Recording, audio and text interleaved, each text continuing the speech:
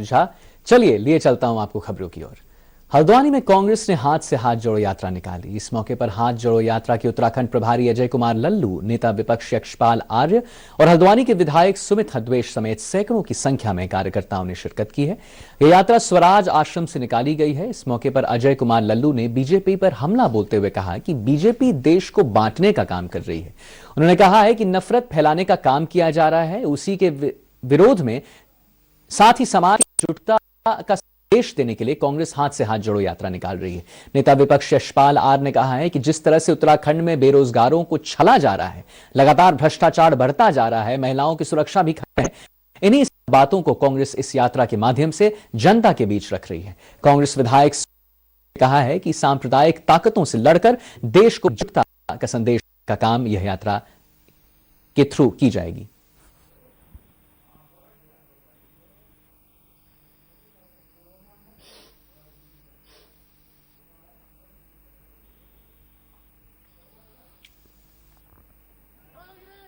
देश में बढ़ती हुई हिंसा, उन्माद के खिलाफ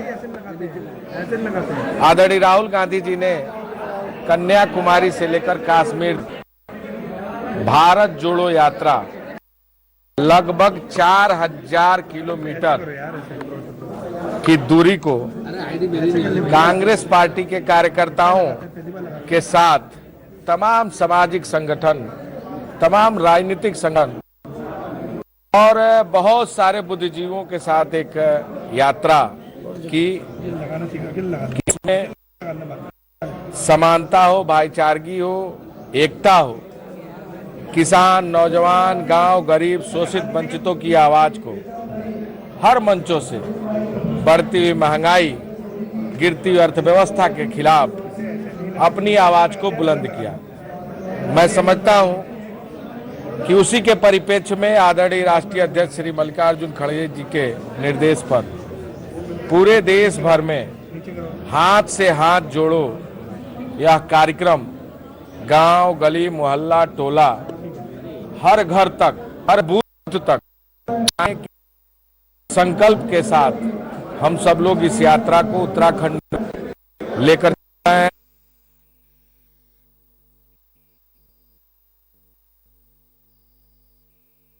देश एकजुट, सामाजिक सद्भाव, सामाजिक सदाचार और में भाईचारा और मजबूत हो, और आज जरूरत भी है देश को एकजुट करने की, जिससे घृणा और नफरत के बीज बोए जा रहे हैं पूरे देश भर में। देश को विभाजित करने की कोशिश की जा रही है और जो असल मुद्दे हैं, जो बर्निंग उनसे देश की आवाम का ध्यान बटाने के लिए लगातार कोशिशें की जा रही हैं। आदरणीय राहुल गांधी जी ने जो संदेश दिया है और आज के दौर में वो प्रासंगिक है और जरूरत भी है, उसी संदेश को लेकर हाथ से जोड़ो यात्रा पूरे प्रदेश में, पूरे देश में कांग्रेस गांव से लेकर बूथ तक ले जा रहे हैं। जी हां, बात कर रहे हैं हाथ से हाथ जोड़ो यात्रा की, जो बहुत प्रचलित है। आइए आपको बताते हैं, हल्द्वानी में कांग्रेस ने हाथ से हाथ जोड़ो यात्रा निकाली। इस मौके पर हाथ जोड़ो यात्रा की उत्तराखंड प्रभारी अजय कुमार लल्लू, नेता विपक्ष यशपाल आर्य और हल्द्वानी के विधायक सुमित हदवेश समेत सैकड़ों की संख्या में कार्यकर्ताओं ने वहां पर शिरकत की। यह यात्रा स्वराज आश्रम से निकाली गई थी। इस मौके पर अजय कुमार लल्लू बीजेपी पर हमला बोलते हुए कहा है कि बीजेपी देश को बांटने का काम कर रही है। उन्होंने कहा है कि नफरत फैलाने का काम किया जा रहा है, उसी के विरोध में साथ ही समाज के एकजुटता का संदेश देने के लिए कांग्रेस हाथ से हाथ जोड़ो यात्रा निकाल रही है। नेता विपक्ष यशपाल आर ने कहा है बढ़ता जा रहा है, महिलाओं की सुरक्षा भी खतरे में हो रही है। इन्हीं सब बातों को कांग्रेस इस यात्रा के माध्यम से जनता के बीच रख रही है। कांग्रेस विधायक सुमित हदवेश ने कहा है कि सांप्रदायिक ताकतों से लड़कर देश को एकजुटता का संदेश देने का काम जो है इस यात्रा के जरिए किया जा रहा है।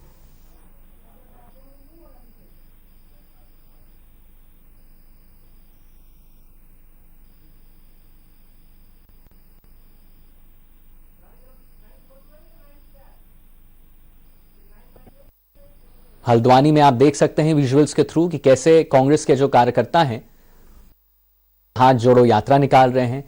इस मौके पर उत्तराखंड के प्रभारी अजय कुमार जी भी वहां थे, विपक्ष वहां रहे, हल्द्वानी भी रहे सुमित हद्वेश जी, और सैकड़ों संख्या में आप विजुअल्स के थ्रू देख सकते हैं कि कार्यकर्ताओं ने यहां पे शिरकत की है। स्वराज आश्रम से ये निकाली गई थी और अजय कुमार की बात, कुमार लल्लू जी ने बीजेपी पर बड़ा हमला किया है। कहा है कि भाई बीजेपी को बांटने का काम कर रही है। उन्होंने कहा है कि नफरत फैलाने का काम किया जा रहा है। इसी के विरोध में, उस विरोध में ये पूरा जो है कार्यक्रम निकाला गया है। समाज में एकजुटता की भी बात हो रही है, संदेश देने की भी बात हो रही है। विजुअल्स के थ्रू आप देख सकते हैं। आज जो यात्रा बहुत प्रचलित है अभी।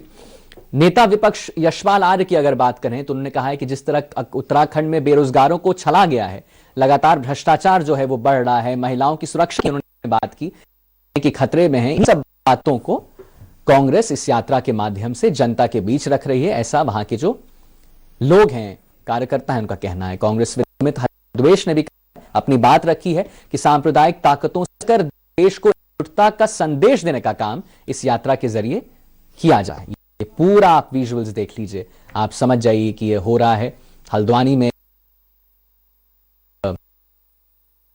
इसी के साथ हमारे साथ जुड़ रहे हैं हल्द्वानी से संवाददाता हर्ष रावत जी। हर्ष जी, एक बात बताइए, कांग्रेस जो है वो बड़े ही बातें कर रहा है, वो कह रहा है कि भाई द्वेष बढ़ रहा है, ईर्ष्या बढ़ रही है, कुरीतियां बढ़ रही हैं, तो कांग्रेस और हाथ से हाथ जोड़ो यात्रा भी निकाला गया है। तो यहां पे तो समझ में आता है कि बीजेपी क्या कर रही है, ऐसा जो वहां के कार्यकर्ता कहते हैं, वहां के जो लोग हैं कहते हैं।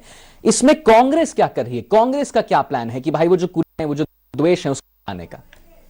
देखिए, आज कांग्रेस की हाथ जोड़ो यात्रा हल्द्वानी में शुरू हुई, जिसमें उत्तर प्रदेश के पूर्व प्रदेश अध्यक्ष अजय कुमार लल्लू, जो कि हाथ से हाथ जोड़ो यात्रा के प्रभारी हैं, वो मौजूद थे। नेता प्रतिपक्ष यशपाल आर्य, हल्द्वानी के विधायक सुमित हृदय समेत तमाम पार्टी के नेता थे। जहां पर यह बात देखने को मिली है कि देश के अंदर जिससे छूटता हो या ईर्ष्या हो या एक दूसरे के बीच नफरत फैलाने वाली राजनीति चल रही है, इसको दूर करना है। हम चाहते हैं कि हाथ से हाथ संदेश देना चाहते हैं के अंदर अमन हो, चैन हो, मोहब्बत के साथ एक दूसरे के साथ लोग रहें, इसका संदेश देना चाहते हैं हाथ से हाथ जोड़ो जाते माध्यम से। जी जी, तो हमने देखा कि विजुअल्स के थ्रू हम देख रहे हैं कि हाथ से हाथ जोड़ो यात्रा निकल रहा है। इस पे आपको लगता है कि हल्द्वानी में एक नई लहर आएगी, कांग्रेस के जीत की कोई बात चल सकेगी आगे? जी बिल्कुल, अगर बात की जाए तो शुरू से ही जो हल्द्वानी विधानसभा रही है वो कांग्रेस का गढ़ रही है। और बात की जाए हाथ जोड़ो यात्रा में आज जो संख्या थी कांग्रेस की काफी अच्छी थी। ऐसे में कांग्रेस को हल्द्वानी से जरूर बल मिलेगा, लेकिन यह बल सिर्फ हल्द्वानी तक सीमित नहीं रहना चाहिए। कांग्रेस को आगे बढ़ाने की जरूरत है, लेकिन हल्द्वानी के अलावा और विधानसभा क्षेत्रों में कांग्रेस की हाथ जोड़ो जो यात्रा है वो सफल होती हुई कभी दिखती नहीं है। अच्छा, चलिए, बहुत बहुत धन्यवाद आपका हर्ष रावत जी, आपने हमें महत्वपूर्ण जानकारी दी। चलते हैं अब दूसरे खबर की ओर। नैनीताल के भीमताल में बीजेपी मंडल कार्य समिति की बैठक का आयोजन किया गया है। आज 30 अप्रैल को पीएम मोदी के मन की बात का 100वां एपिसोड है। उत्तराखंड में 100 एपिसोड को लेकर किस तरह से कार्यक्रम होने हैं, इस पर भी बैठक में मंथन किया गया है। साथ ही उत्तराखंड में G20 की अध्यक्षता वाले कार्यक्रम की तैयारी को लेकर भी चर्चा की गई।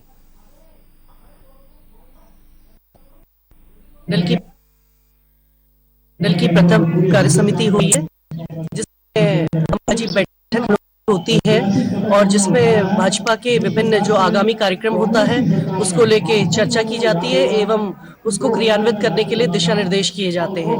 और अभी अभी भारतवर्ष को जो G20 की प्रेसिडेंसी सौंपी गई है इंडोनेशिया द्वारा, उसके विषय में भी चर्चा की गई है और किस प्रकार से उत्तराखंड में भी 2 बैठकें उसकी आयोजित हुई हैं, एक कुमाऊं में और एक गढ़वाल में, और किस प्रकार से उसका क्रियान्वयन होगा उस विषय को लेकर भी क्या क्या विषय उसमें चर्चा होंगी, उस विषय को लेकर भी अपने कार्यकर्ताओं के बीच में अपने जो मंडल समिति के जो सदस्य हैं उनको अपनाया गया है। उसके अतिरिक्त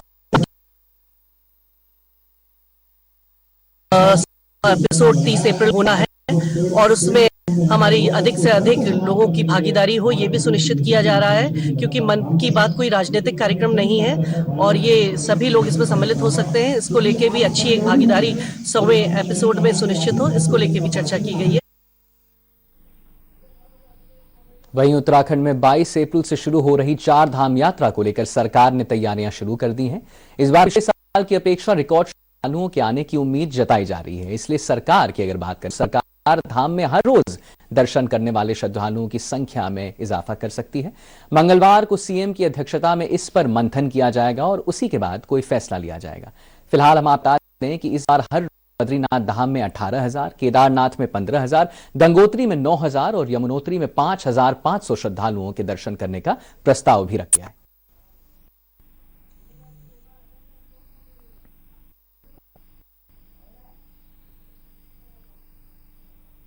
चार धाम यात्रा को लेकर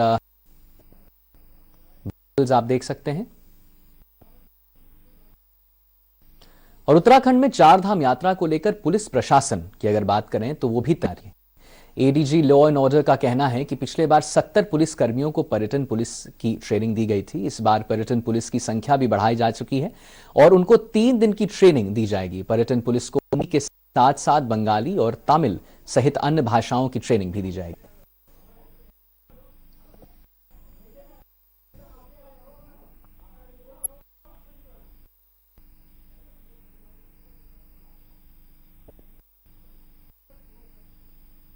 हमारे रिक्वायरमेंट बढ़ेगा और हमारे मैन पावर भी पर्याप्त हो जाएगा तो फिर हम अलग से इसको ढांचा बढ़ा सकते हैं। ये सब कॉन्सेप्ट कहाँ से आया, मतलब कैसे हमने ये कई स्टेटों में पुलिस के हो, गोवा, केरला वगैरह में, और बीच में अभी कुछ महीने पहले गवर्नमेंट ऑफ इंडिया ने भी इसमें इनिशिएटिव ली है। मिनिस्ट्री ऑफ टूरिज्म ने एक कॉन्फ्रेंस लगाई टूरिज्म पुलिसों का, वहां पे हमारे मुख्यालय से भी एक आईजी साहब वहां पे सम्मिलित हुए थे।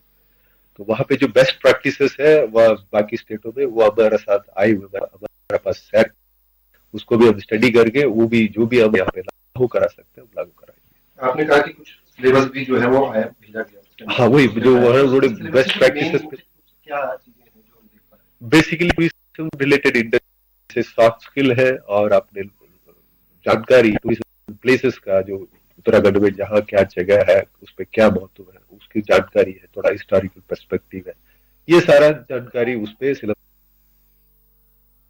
और वक्त हो चला है एक ब्रेक का, जल्द लौटते हैं कुछ अन्य खबरों के साथ।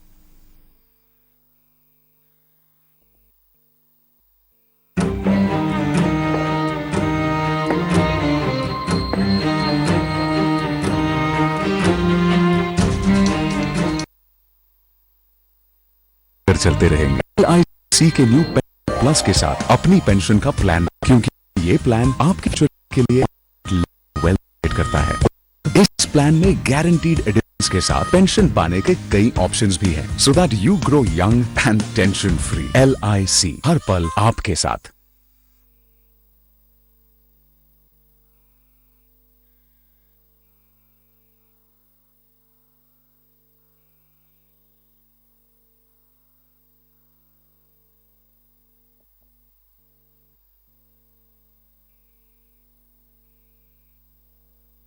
नमस्कार जी, मैं भगवंत मान। 16 मार्च 2022 को शहीद आजम भगत सिंह के पैतृक गांव खटकड़ कला में हमने पंजाब को रंगला पंजाब बनाने की कसम खाई। उसके तहत हम दिन कर रहे हैं। मुझे बताते हुए बड़ी खुशी हो रही है कि हमारे यत्नों सदका अभी तक 10 महीने में लगभग 40,000 करोड़ का निवेश हो चुका है, जिसके तहत लगभग 2.5 लाख नौजवान बेटे बेटियां पंजाब के उनको रोजगार प्राप्त होगा। हमारा 23-24 फरवरी को मोहाली में इन्वेस्टमेंट समिट हो रहा है, जिसमें जितना निवेश हो चुका है उससे कई गुना और निवेश आने की उम्मीद है। आइए आप भी इस समिट का हिस्सा बनिए और पंजाब को दोबारा रंगला पंजाब बनाने में हमारा सहयोग करें। नमस्कार।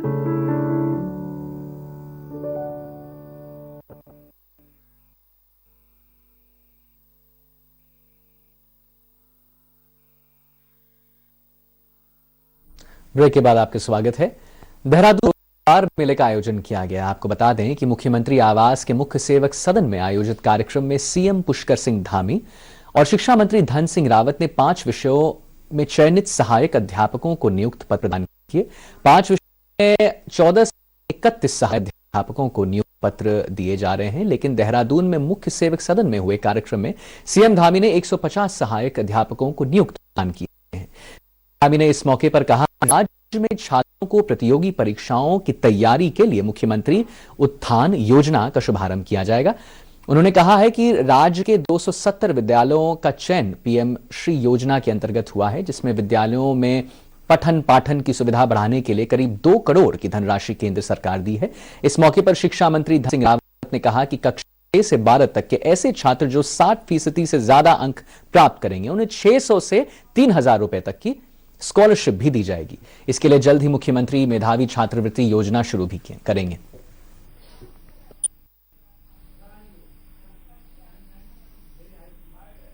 लोग सीबीआई की बात करें, उनका केवल एक ही मकसद है कि अगले 5-7 सालों तक कोई भर्ती परीक्षा आयोजित न हो, जबकि इसमें माननीय उच्च न्यायालय का निर्णय आ गया है। इसमें 60 लोग जेलों में जा चुके हैं कि भर्ती प्रक्रिया, न्यायालय ने भी माना है कि इसमें जो जांच हो रही है वो जांच सही दिशा में चल रही है। इसलिए हम उन लोगों के हथकंडों में नहीं आने वाले हैं जो लोग भर्ती नहीं होना चाहते। नौजवान युवाओं के साथ पूरी तरह से मैं कहूं कि एक तरह से उनके साथ वो अपराध हैं, उनको भड़काने का काम कर रहे हैं, उनको बरगलाने का काम कर रहे हैं। अनावश्यक रूप से ऐसे लोगों के भड़कावे में ना आए, मैं सभी से कहना चाहता हूँ। मेरा नाम रवि कुमार है। मैं हरिद्वार डिस्ट्रिक्ट से बिलोंग करता हूँ और मेरा साइंस विषय से सेलेक्ट हुआ। मैं साइंस विषय से सेलेक्ट हूँ। बहुत लंबे अरसों के बाद, लगभग ये मान लो कि आप 3 वर्ष के संघर्षों के पश्चात रैलियां, धरना या वो इस तरीके, मतलब इतना ज़्यादा स्ट्रगल हुआ और उसके बाद आज हमें मुख्यमंत्री जी के पावन कमलों से, उनके हाथों से जो मतलब नियुक्ति पत्र मिला है, मैं उनका बहुत बहुत धन्यवाद करता हूं। और हमारे शिक्षा मंत्री का भी मैं बहुत बहुत धन्यवाद करता हूं। हमारे प्रधानमंत्री ने जो हमें मार्गदर्शन दिया, मैं उसका भी बहुत बहुत आभारी हूं। और हमारे एलटी चयनित, जो एलटी सेलेक्टेड जो देहरादून वर्किंग टीम है, मैं उसका भी बहुत ज़्यादा आभार प्रकट करता हूं। बहुत ज़्यादा खुशी है और इतने वर्षों के बाद हमने इतनी मेहनत की, एग्ज़ाम निकाला और आज हमें ज्वाइनिंग मिली, तो बहुत ही खुशी है। और सबसे बड़ी खुशी है कि मुख्यमंत्री जी के हाथों हमें नियुक्ति पत्र मिले हैं, तो बहुत अच्छा लग रहा है। एलटी चयनित अभ्यर्थी जो लंबे समय से जो है संघर्ष कर रहे थे, आज उनके संघर्ष की जीत हुई है। और आज माननीय मुख्यमंत्री और माननीय शिक्षा मंत्री का भी हम सभी एलटी चयनित अभ्यर्थी धन्यवाद ज्ञापित करते हैं कि पूरे सम्मान के साथ हमें जो है नियुक्ति पत्र प्रदान किया गया है। आज 150 लोगों को नियुक्ति पत्र प्रदान किया गया और अगले 15-20 दिनों में सभी लोगों की नियुक्ति प्रक्रिया पूर्ण हो जाएगी। इसके लिए मैं उत्तराखंड सरकार का, विद्यालयी शिक्षा विभाग का, मुख्यमंत्री जी का और शिक्षा मंत्री जी का धन्यवाद ज्ञापित।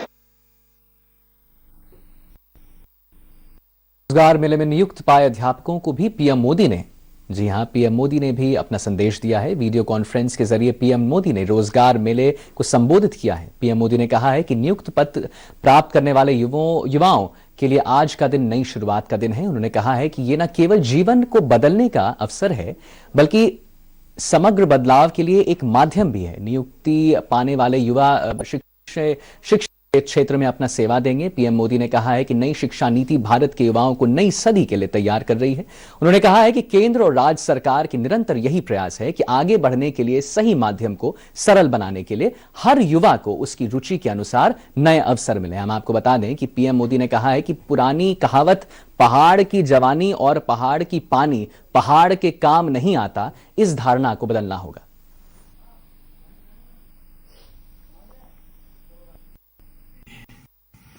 बहुत बहुत बधाई जिनको आज नियुक्ति पत्र मिल रहे हैं, उनके लिए आज नई शुरुआत का अवसर है। इससे निश्चित रूप से आपका जीवन, आपके परिवार का जीवन बदलने वाला है। लेकिन जिस सेवा में आज आप प्रवेश कर रहे हैं, वो सिर्फ आपका जीवन बदलने का नहीं, बल्कि वो व्यापक बदलाव का माध्यम है। अपने सेवा भाव से आपको राज्य और राष्ट्र में विकास और भरपूर योगदान देना।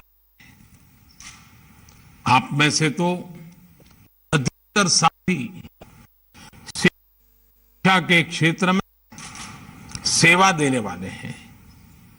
नई राष्ट्रीय शिक्षा नीति के माध्यम से भारत के युवाओं को नई सदी के लिए तैयार करने का संकल्प आज देश ने लिया है। उत्तराखंड में इस संकल्प को जमीन पर उतारने का दायित्व आप जैसे मेरे युवा साथियों के कंधों पर है। साथियों, केंद्र सरकार हो या फिर उत्तराखंड की भाजपा सरकार, हमारा ये निरंतर प्रयास है कि हर युवा को उसकी रुचि के अनुसार, योग्यता के अनुसार नए अवसर मिले, सभी को आगे बढ़ने का उचित माध्यम मिले। सरकारी सेवाओं में भर्तियों का ये अभियान भी इसी दिशा में उठाया गया कदम है।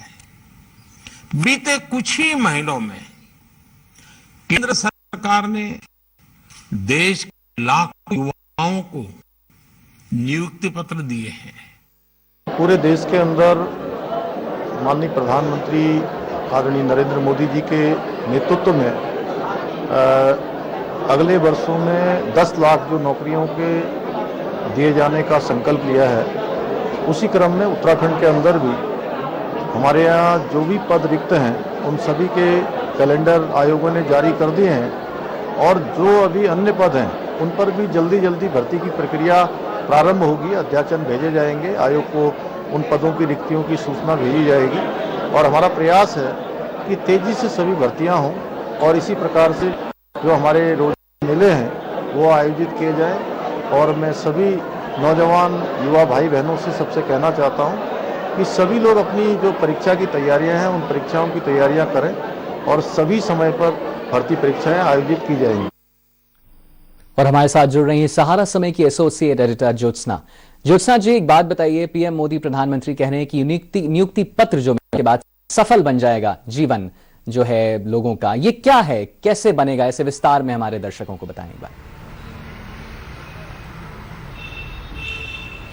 आदित्य, देखिए, आप जानते हैं उत्तराखंड में इस समय भर्ती परीक्षाओं को लेकर के बहुत ज्यादा बवाल मचा हुआ था, क्योंकि पिछले वर्षों में भी और वर्तमान में भी जो भी भर्ती परीक्षा भी उसके पेपर लीक हुए।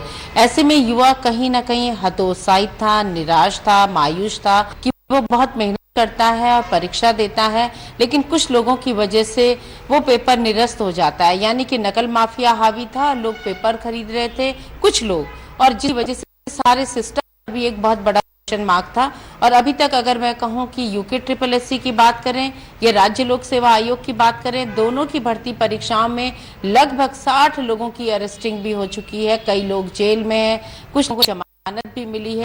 तो ऐसे में जब सरकारी नौकरी को लेकर के युवा मायूस हो और उसको लगे कि सरकारी नौकरी में उसका भविष्य कहीं नजर नहीं आ रहा है, ऐसे में उसको अगर शिक्षा विभाग में LT शिक्षक का नियुक्ति पत्र मिले तो स्वाभाविक है कि उसका भविष्य भी बनेगा और उसके सपने साकार भी होंगे, और साथ में वो युवाओं का भविष्य भी बनाएगा, क्योंकि शिक्षक के नाते वो बच्चों को पढ़ाएगा और सही दिशा में उनको आगे बढ़ने में मदद करेगा। तो इसीलिए प्रधानमंत्री ने आज ये उद्बोधन दिया। राज्य में लगभग 1431 LT शिक्षकों की नियुक्ति हुई है। आज पहले चरण में 150 शिक्षकों को खुद मुख्यमंत्री और शिक्षा मंत्री ने मुख्यमंत्री के मुख्य सेवक सदन में उनको नियुक्ति पत्र दिए, क्योंकि शिक्षा विभाग का ये बड़ा कार्यक्रम था, रोजगार मेला था, इसीलिए प्रधानमंत्री ने भी संबोधित किया।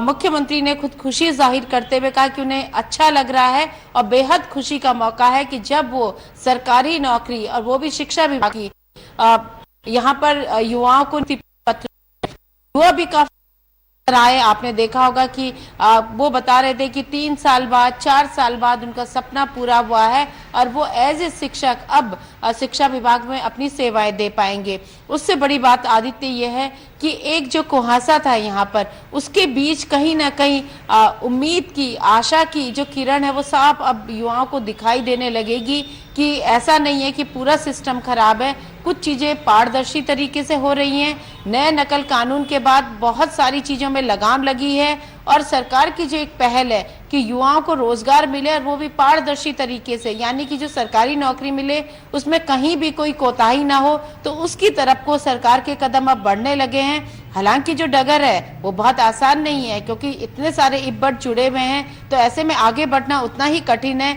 लेकिन आज का जो ये कार्यक्रम था वो कहीं ना कहीं युवाओं के सपनों को पंख दे रहा है। और एक जो उन्होंने सपना देखा है, अब उनको लगता है कि कभी न कभी देर सवेर वो हकीकत में तब्दील होगा और जो प्रतियोगी परीक्षाएं हो रही हैं, भर्ती परीक्षाएं हो रही हैं, वो पारदर्शी तरीके से होंगी और ऐसा ही सरकारी नौकरी का नियुक्ति पत्र उनके हाथों में भी होगा। आदित्य,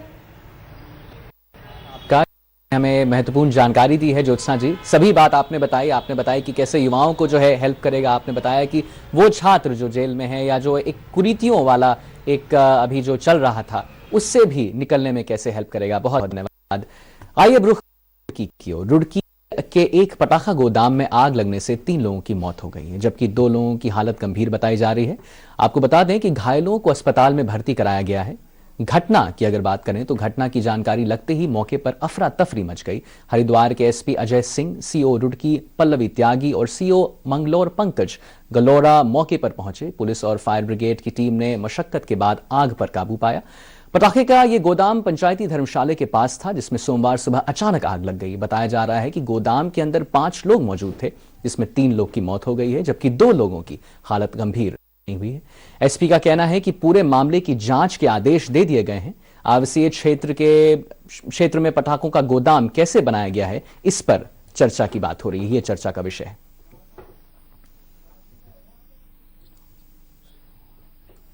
और नैनीताल के स्नोयू क्षेत्र में करंट लगने से 2 गायों की मौत हो गई। 2 मवेशियों की मौत से हड़कंप मच गया है।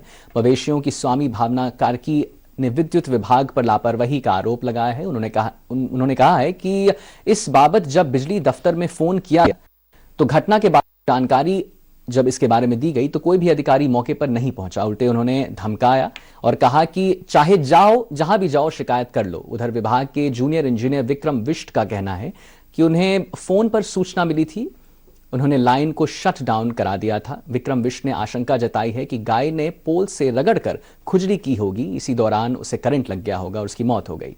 उन्होंने कहा है कि पीड़ित को मुआवजे के लिए अफसरों से बात की जाएगी, लेकिन सवाल यह भी है कि आखिर उस पोल पर करंट दौड़ कैसे रहा था। यदि अनायास किसी इंसान ने उसे छू लिया होता तो फिर क्या होता। बिल्कुल ऑन द स्पॉट इनकी डेथ हो गई है और यहाँ पे करंट लगाया और यहाँ पर हमने विद्युत विभाग को तुरंत करंट लगते ही सूचना दे दी गई थी। सर, इसमें आप मेरी कॉल रिकॉर्डिंग देख सकते हैं, इसमें कितने बार कॉल कर दिया गया है और वहाँ से कितना बार कॉल आ गया है, और उसके बावजूद भी यहाँ पर कोई नहीं आ रहा है, ना ही कोई कार्रवाई हो रही है, ना ही किसी तरीके का कोई वरिष्ठ अधिकारी यहाँ पे नहीं आया गया है। और वो वहाँ से अगर उनको फोन किया जा रहा है तो वो कह रहे हैं कि आपको जहाँ रिपोर्ट करनी है, जहाँ पुलिस में वो आप कर लीजिए, हम अभी नहीं आ सकते हैं बोल रहे हैं। और हमने बोला अगर आप नहीं आ सकते, अपने मतलब आपके लेवल का अगर कोई अधिकारी है आप उसे भेज दीजिए। उनने उस चीज के लिए भी सख्त मना कर दिया है। और यहाँ पे देखिए 2 गायें जो है गर्भवती हैं और इन दोनों की जान नहीं गई है। सर, यहाँ पे 4 लोगों की जान चली है क्योंकि इनके पेट में, दोनों के पेट में बच्चे थे। इसका मेरे को 1:04 में फोन आया कि गाय को करंट लग गया। तो जैसे ही सूचना आई वैसे ही हमने पैन से इसका शट डाउन दिलवाया। लाइन बंद कर दी गई, लेकिन तब तक इनका सूचना आई कि 2 गायें मर गई है। तो मेरे को ये था कि यहाँ पे स्टैक वगैरह, क्योंकि अगर नजदीक होता तो हो सकता है कि चिपक गया होगा, लेकिन यहाँ पर मेरे को ये लगता है कि गाय ने शायद स्टैक से खुजली करी हुई, ऐसा कुछ किया होगा, तो उससे स्टैक में झटका आया होगा, तो ऊपर टच हुआ होगा, तो उसकी वजह से करंट लगा होगा। अब हम इसमें ये करेंगे कि स्टैक को थोड़ा नीचे कर लेंगे ताकि अगली बार से ये ना हो। लोग मुआवजे की भी मांग करते हैं। मुआवजे के लिए मैं अपने उच्च अधिकारियों से बात करूंगा और मैं मुझे खुद ही बुरा लगा हुआ है क्योंकि हम भी एक किसान परिवार से ही हैं, तो भरसक प्रयास करेंगे कि मिले। देहरादून में Akhil Bharatiya civil services kabaddi tournament का शुभारंभ हो गया है। जी हां, बता दें कि परेड ग्राउंड के हॉल में आयोजित इस टूर्नामेंट का उद्घाटन खेल मंत्री रेखा आर्य ने किया। इस बार कबड्डी प्रतियोगिता की मेजबानी उत्तराखंड को मिली है। पूरे देश में 27 टीम इस प्रतियोगिता में भाग ले रहे हैं। कैबिनेट मंत्री रेखा आर्य का कहना है कि उत्तराखंड के लिए यह अच्छी बात है, हमें इस बार टूर्नामेंट की मेजबानी का मौका मिला है। राज्य के युवाओं को अपने पारंपरिक खेलों के प्रति किस तरह से आगे बढ़ाया जाए, इस दिशा में सरकार लगातार कोशिश कर रही है। के खेल के रूप में, प्रतिभागी के रूप में देवभूमि उत्तराखंड में पहुंचे हैं। निश्चित रूप से उत्तराखंड राज्य बनने के बाद से पहली बार इसकी मेजबानी कर रहा है और एक नए उत्साह के साथ में आज ये प्रतियोगिताएं जो हैं उसका शुभारंभ किया जा रहा है। वहीं शनिवार को शिवरात्रि के मौके पर ऋषिकेश में नटराज चौक पर एक युवती ने भांग के नशे में सड़क पर जमकर उत्पात मचाया। आपको बता दें कि युवती के साथ आए लोग उसे समझाने की काफी प्रयास कर रहे थे, लेकिन नशे की हालत में युवती किसी की बात सुनने की राजी नहीं थी। हंगामा कर रही युवती को रोकने के लिए पुलिस भी पिकेट से नदारद थी। प्रत्यक्ष भारतीयों का कहना है कि बाद में जब पुलिस पहुंची तब भी महिला सड़क पर अपने साथियों के साथ उलझती, काफी प्रयास के बाद युवती और उसके दोस्तों के साथ लेकर चली गई उसे। पुलिस ने बताया कि युवती के साथ आए लोगों को ताकीद कर दिया गया है और इस तरह की दोबारा घटना ना हो, बाद में युवती को पुलिस ने घर भी भेज दिया था।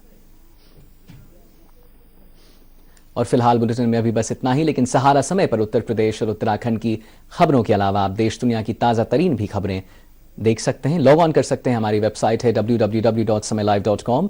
मुझे फिलहाल दीजिए इजाजत। सहारा प्रणाम।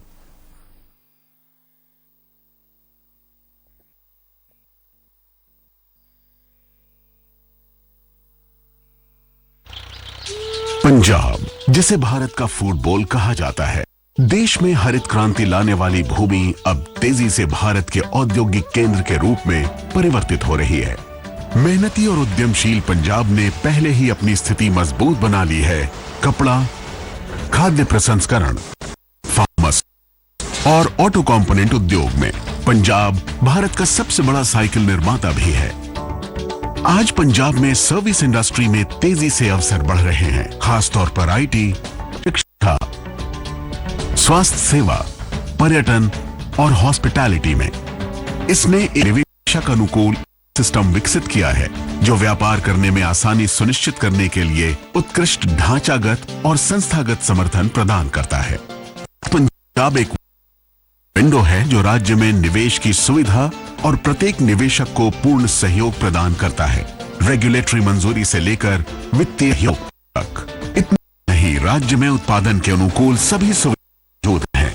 बिजली, कनेक्टिविटी, लॉजिस्टिक्स और हर प्रकार के प्रशिक्षित लोग। साथ ही मौजूद है सरकार की ऐसी नीति जो पंजाब को नंबर 1 बनाने के लिए प्रतिबद्ध है।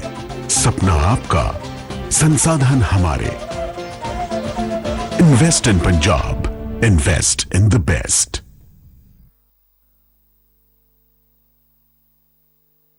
उत्तर प्रदेश पूर्वी भारत का नहीं बल्कि पूरे देश का ग्रोथ इंजन बन सकता है। नए भारत का ग्रोथ इंजन आपके निवेश को देगा दोगुनी रफ्तार। एक्सप्रेसवे का विशाल नेटवर्क और इंटरनेशनल कनेक्टिविटी, अपराध भ्रष्टाचार के खिलाफ जीरो टॉलरेंस पॉलिसी, साथ ही सबसे बड़ा उपभोक्ता बाजार। 25 फ्रेंडली नीतियां बनेंगी सफल व्यापार का आधार। आइए नए भारत के नए उत्तर प्रदेश में निवेश करें। $1 ट्रिलियन इकोनॉमी बनाने में सहभागी बने।